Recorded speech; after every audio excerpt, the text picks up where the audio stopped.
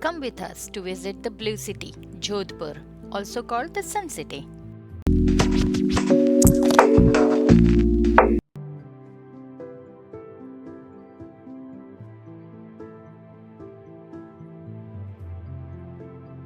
We begin with Umaid Bhavan Palace. The entry fee is 100 rupees for Indian visitors and 250 for foreign tourists. The palace was commissioned in 1929 by Maharaja Umaid Singh, and its construction took 16 years to complete.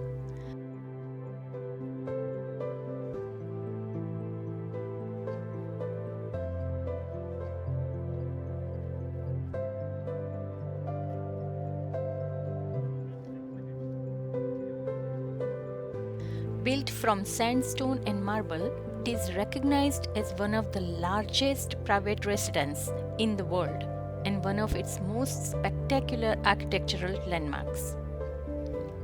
Notably, it is also only palace built in India during the 20th century.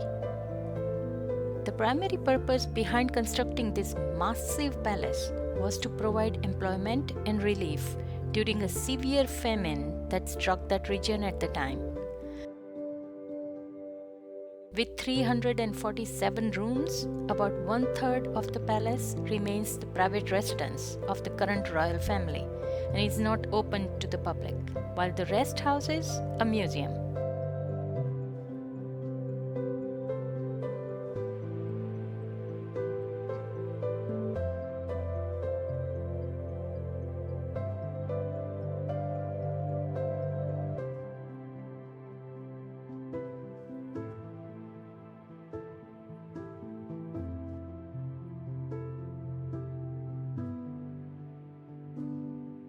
Look at the paintings, they have real gold leaves.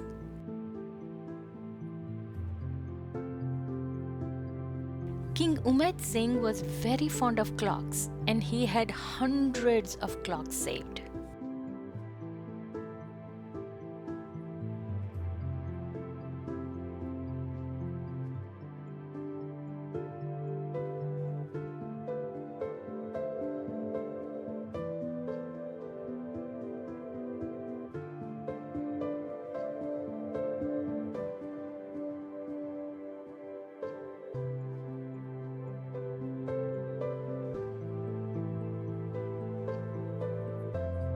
Now we are in the old town in Sardar Market.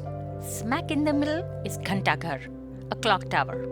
This 70-foot tall tower was built in 1909. Clock mechanism was imported from England and installed in 1910. Sardar Market is chaotic with lots of shops selling different items.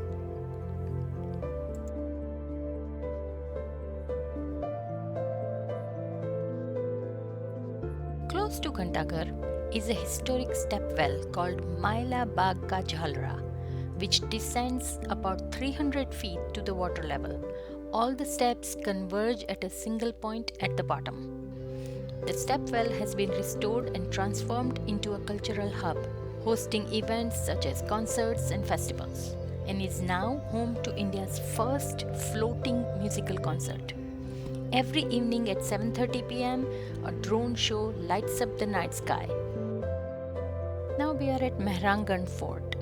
It was built sometime in the middle of 15th century by Maharaja Jodha. Fort was named Mehrangarh, meaning Fort of the Sun. It is one of the largest forts in Rajasthan state and contains some of the finest palaces. Mehrangarh Fort stands 100 feet on a perpendicular cliff, 400 feet above the skyline of Jodhpur. Entry ticket for Indian visitor is 200 rupees and foreign tourist is 800 rupees. Elevator takes you to the top floor, one-way ticket 50 rupees. The fort is secured by 120 feet high walls.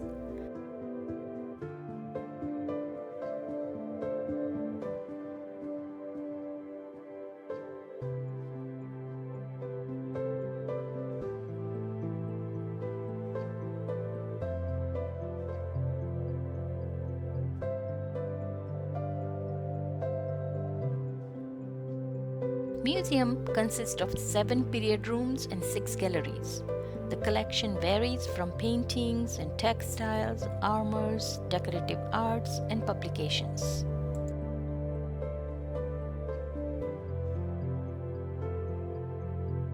This fort has been updated and built more during last 500 years. So architecture is different for different eras.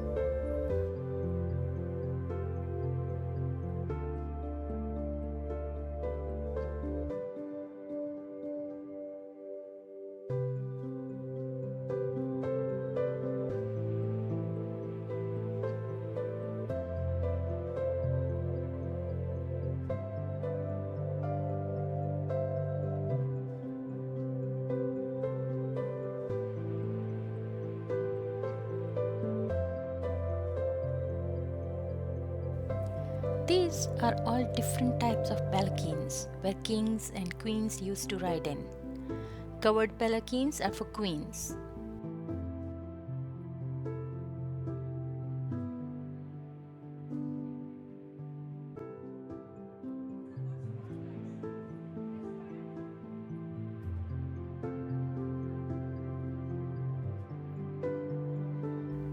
They also have weapons and royal dresses.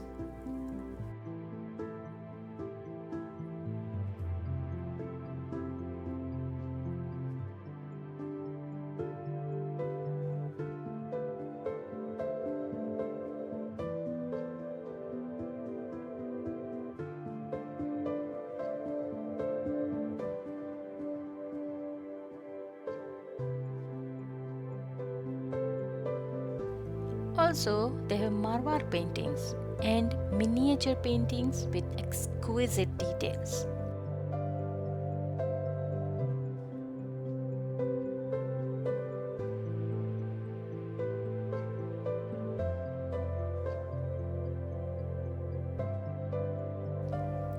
The Sheesh Mahal, Palace of Mirrors, was once a part of the private apartment of Maharaja Ajit Singh of Marwar during early 18th century. Under the arches in Sheesh Mahal are painted gesso panels depicting gods and goddesses.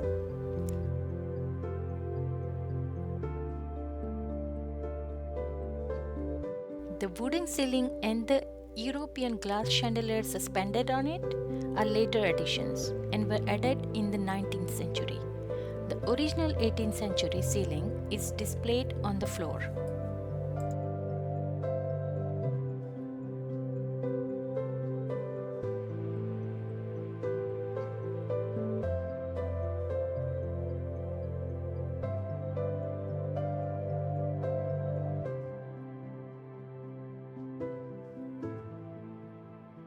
These are all cradles for baby princes and princesses.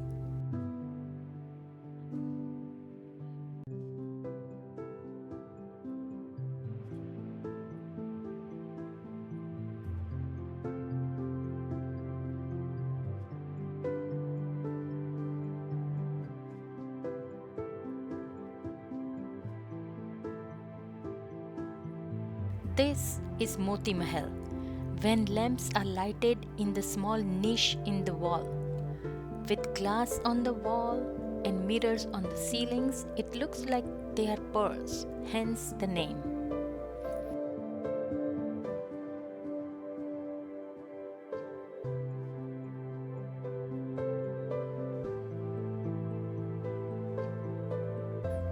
In the end, they have a museum shop and craft bazaar.